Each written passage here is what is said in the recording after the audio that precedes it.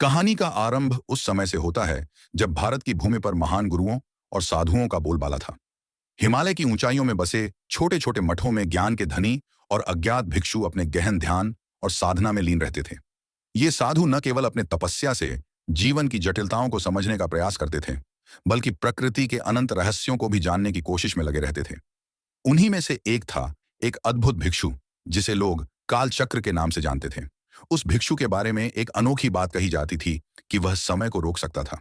उसके पास ऐसी शक्ति थी जो सामान्य व्यक्ति के बस की बात नहीं थी। कहते हैं कि वह भिक्षु अपनी साधना के बल पर समय के प्रवाह को नियंत्रित कर सकता था। उसकी साधना के बारे में जितनी बातें प्रचलित थीं, उतनी ही रहस्यमयी भी। लेकिन इस कहानी का सबसे अद्भुत और चौंकाने वाला हिस्सा था उसकी अमरता का रहस्य, जिसे जानने के लिए लोग हिमालय की कड़ी ठंड और दुर्गम पहाड़ियों को पार कर उस तक पहुंचने की कोशिश करते थे। एक दिन एक युवा साधक ने इस रहस्यमय भिक्षु के बारे में सुना और उसने तय किया कि वह उसकी शक्तियों का रहस्य जानेगा। वह साधक, जिसका नाम अर्जुन था, एक छोटे से गांव का निवासी था। उसके अंदर एक अदम्य जिज्ञासा थी जो उसे बाकी लोगों से अलग बनाती थी। जब उसने कालचक्र के बारे में सुना तो वह निश्चय कर बैठा कि वह उस रहस्य को जानकर रहेगा। अर्जुन ने अपनी यात्रा शुरू की। वह कठिन रास्तों, खतरनाक जंगली जानवरों और कठिनाइयों से भरे पहाड़ों को पार करता हुआ अंततः उस मठ तक पहुंच गया जहां कालचक्र रहते थे। मठ का दृश्य अद्भुत था। एक ऊंचाई पर स्थित चारों ओर बर्फ से ढके पहाड़ और मठ के अंदर गूंजता हुआ एक रहस्यमयी संगीत। मठ में प्रवेश करते ही अर्जुन को महसूस हुआ कि यह स्थान साधारण नहीं है। यहाँ की हवा में भी एक विशेष प्रकार की ऊर्जा थी जो उसे अंदर तक झकझोर गई। अर्जुन ने मठ के अंदर प्रवेश किया और काल चक्र से मिलने की इच्छा व्यक्त की। मठ के अन्य भिक्षुओं ने उसे सलाह दी कि वह पहले अपनी साधना को सिद्ध करे, तभी वह काल चक्र के दर्शन कर पाएगा। अर्जुन ने सहर्ष यह चुनौती स्वीकार की। उसकी साधना शुरू हुई। मठ के भिक्षुओं ने उसे विशेष प्रकार की ध्यान विधियों और मंत्रों की शिक्षा दी। समय बीतता गया और अर्जुन की साधना में वह प्रवीण हो गया। लेकिन काल चक्र के दर्शन के लिए अभी भी उसे एक अंतिम परीक्षा से गुजरना था। उस अंतिम परीक्षा का दिन आया। अर्जुन को एक गुफा में ले जाया गया जहां उसे एकांत में ध्यान करना था। यह गुफा विशेष थी क्योंकि कहा जाता था कि इस गुफा में समय का प्रवाह सामान्य नहीं होता। यहां पर समय धीमा हो जाता है और साधक को अपने मन को पूरी तरह से नियंत्रित रखना होता है। अर्जुन ने इस चुनौती को स्वीकार किया और गुफा में प्रवेश किया। गुफा के अंदर का माहौल अद्भुत था। चारों ओर अंधकार और एक विचित्र प्रकार की ऊर्जा। अर्जुन ने अपनी साधना शुरू की और धीरे धीरे उसे समय का प्रभाव कम महसूस होने लगा। वह ध्यान की गहरी अवस्था में प्रवेश कर गया, जहां उसे ऐसा लगा जैसे वह समय से परे पहुंच गया है। उसकी साधना सफल हुई और अंततः उसे काल चक्र के दर्शन हुए। काल चक्र एक साधारण भिक्षु की तरह दिखता था, लेकिन उसकी आंखों में एक अद्भुत चमक थी, जैसे वह सारे रहस्यों को जानता हो। काल चक्र ने अर्जुन का स्वागत किया और उसे अपने पास बैठने का आदेश दिया। अर्जुन ने विनम्रता से काल चक्र से उसकी शक्तियों का रहस्य जानने की इच्छा व्यक्त की। काल चक्र ने मुस्कुराते हुए कहा, समय कोई बाहरी शक्ति नहीं है, बल्कि यह हमारे मन का एक निर्माण है। जब मन शांत हो जाता है तो समय का प्रभाव भी कम हो जाता है। मेरे पास कोई जादू नहीं है, बल्कि यह मेरी साधना का फल है। जब मन पूरी तरह से स्थिर हो जाता है तो समय भी थम जाता है। यह साधना और ध्यान की शक्ति है। अर्जुन ने कालचक्र से पूछा, तो क्या हर कोई इस साधना के माध्यम से अमर हो सकता है? कालचक्र ने गंभीरता से उत्तर दिया, अमरता का अर्थ केवल शारीरिक अमरता नहीं है। यह आत्मा की अनंतता को पहचानने की क्षमता है। जब आत्मा का अनुभव होता है तब व्यक्ति समझता है कि वह समय और मृत्यु से परे है। यह साधना का वह उच्चतम स्तर है जहां आत्मा की अनंतता का अनुभव होता है। अर्जुन को अब इस रहस्य का पता चल गया था। वह समझ गया था कि अमरता और समय को रोकने की शक्ति किसी जादू या तंत्र का परिणाम नहीं, बल्कि साधना और ध्यान का परिणाम है। उसने कालचक्र के साथ कई दिनों तक साधना की और आत्मा की अनंतता का अनुभव किया। कालचक्र ने अंत में अर्जुन को विदा करते हुए कहा, अब तुम इस ज्ञान को लेकर संसार में जाओ और इसे औरों के साथ साझा करो। याद रखना, असली अमरता आत्मा की अनंतता में है, न कि शरीर की मृत्यु में। अर्जुन ने कालचक्र के उपदेश को अपनी जीवन की धरोहर बना लिया और संसार में वापस आकर इस ज्ञान को फैलाने लगा। उसने लोगों को साधना और ध्यान की महिमा का ज्ञान दिया और बताया कि समय को रोकने की शक्ति हमारे अंदर ही है। अब जब अर्जुन ने कालचक्र के रहस्यों का ज्ञान प्राप्त कर लिया था, तो उसने इस ज्ञान को दुनिया में फैलाने का निश्चय किया। वह हिमालय की उन ऊंचाइयों से नीचे उतर आया जहां उसने आत्मा की अनंतता का अनुभव किया था। उसका हृदय अब पूरी तरह से शांति और ज्ञान से भरा हुआ था। वह जानता था कि अब उसकी जिम्मेदारी है कि वह इस रहस्य को संसार में फैलाए। अर्जुन जब अपने गांव वापस पहुंचा तो उसने देखा कि गांव में चारों ओर अज्ञानता और भय का माहौल है। लोग छोटी छोटी परेशानियों में फंसे हुए थे और उन्हें समझ नहीं आ रहा था कि कैसे अपने जीवन को संतुलित करें। अर्जुन ने लोगों को इकट्ठा किया और उन्हें कालचक्र के ज्ञान के बारे में बताया। उसने लोगों को समझाया कि सच्ची शांति और अमृता बाहरी चीजों में नहीं, बल्कि हमारे अंदर ही है। धीरे धीरे अर्जुन का संदेश फैलने लगा। उसके गांव के लोग उसकी बातें सुनने लगे और साधना और ध्यान की विधियों को अपनाने लगे। लोगों के जीवन में परिवर्तन आने लगा और उनके मन में शांति और संतुलन का अनुभव होने लगा। लेकिन यह कहानी यहीं समाप्त नहीं होती। जब अर्जुन के संदेश की गूंज दूर दूर तक फैलने लगी, तो इसकी खबर एक शक्तिशाली राजा तक पहुंची।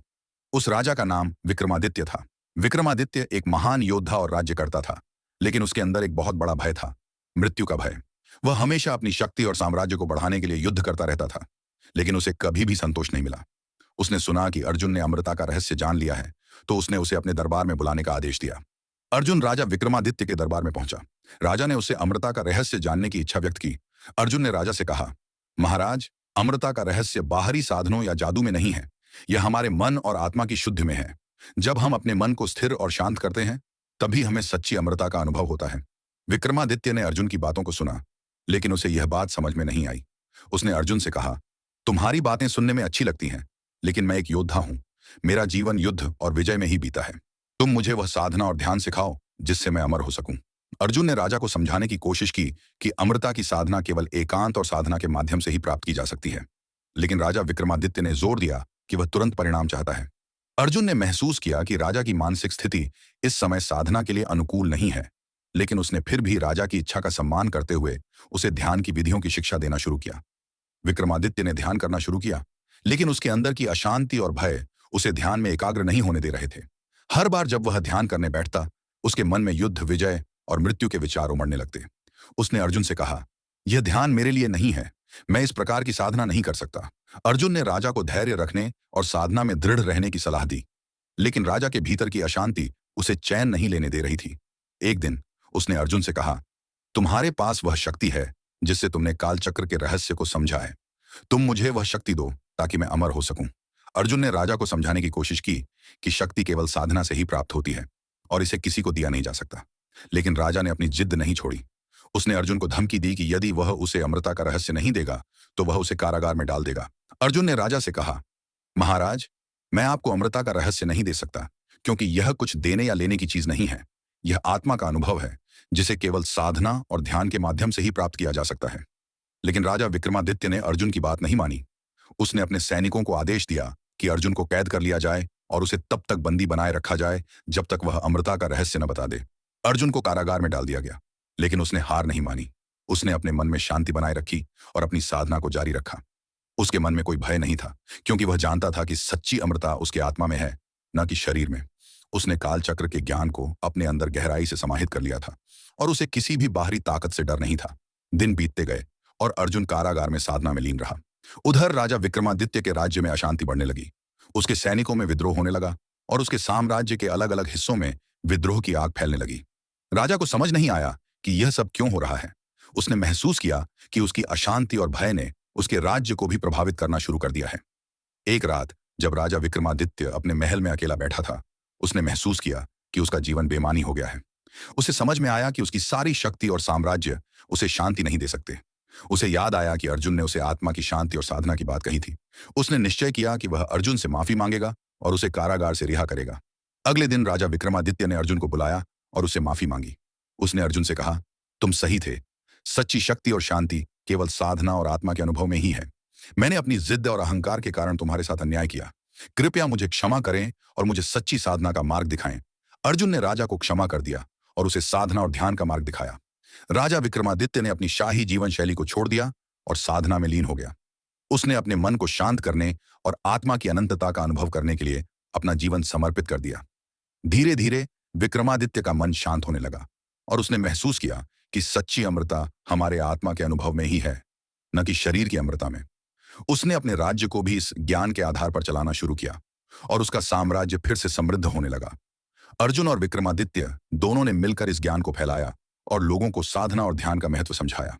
उन्होंने सिखाया कि सच्ची शक्ति और अमृता केवल आत्मा के अनुभव में है और इसे पाने के लिए हमें अपने मन को शांत करना होगा। और इस प्रकार कालचक्र की गुप्त कथा ने न केवल अर्जुन और विक्रमादित्य के जीवन को बदल दिया, बल्कि उनके साम्राज्य के हर व्यक्ति को आत्मा की अनंतता का अनुभव कराने में मदद की।